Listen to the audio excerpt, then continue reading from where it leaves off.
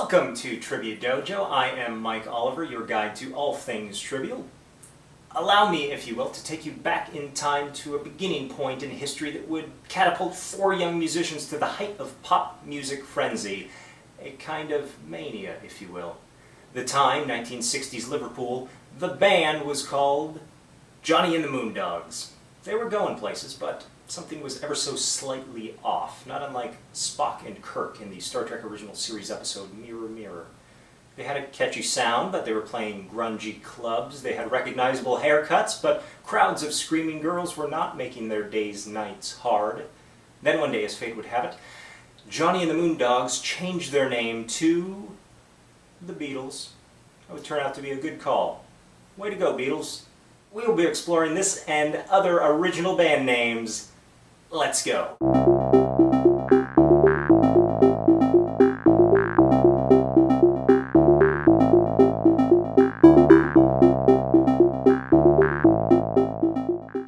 Before REM absolutely crushed college rock radio stations everywhere with their 1983 hit record Murmur, great album, they were known as Twisted Kites. Funny enough, you really have to enunciate to say that name. The hard-rocking theatrics of the band Kiss could have worked under one of their original names, Twisted Lester, but I just can't see Gene Simmons' fire-breathing demon taking the stage under a rejected title, Rainbow. Mike Diamond, Adam Horovitz, and the late Adam Yauch are better known as the Beastie Boys, but they probably would have grown to regret their original name, the Young Aborigines. The Beach Boys were almost known as the Pendletones, which was a popular brand of shirts with 1960s California surfers. Pearl Jam would have seemed a little more playful if they had stuck with their original name, Mookie Blaylock. Blaylock at the time was an NBA point guard, and it must be said is easily in the top 3 all-time pop culture Mookies alongside baseball player Mookie Wilson and Mookie from Do the Right Thing. Plus, Mookie's just fun to say. The Allman Brothers, best known for their 1973 hit Ramblin' Man, originally considered going by, and this is not a joke, the Allman Joys. Oh man, what might have been. Anthony Kiedis and Flea could have performed under the epic tongue twister Tony Flo and the Miraculous Masters of Mayhem, instead choosing the only slightly easier to say the Red Hot Chili Peppers.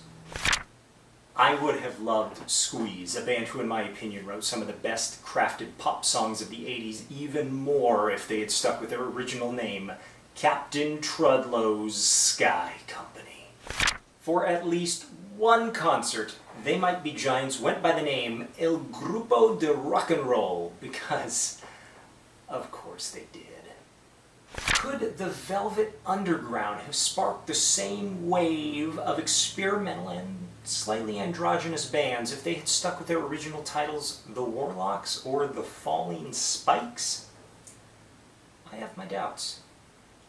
Speaking of the Warlocks, that was very nearly the name of the Grateful Dead, which goes to show you, if you do drugs, you will want to name your band The Warlocks. Do not do this. Sometimes an inoffensive band gets the urge to do something really edgy because, I don't know, angst. Such as when the Goo Goo Dolls, known for their City of Angels hit Iris, almost called themselves the Sex Maggots. Boy, who would have thought the Goo Goo Dolls could have avoided an even worse name? In an alternate 1991, Smells Like Teen Spirit fans could have instead bought an album verse, chorus, verse from the band Pen Cap Chew.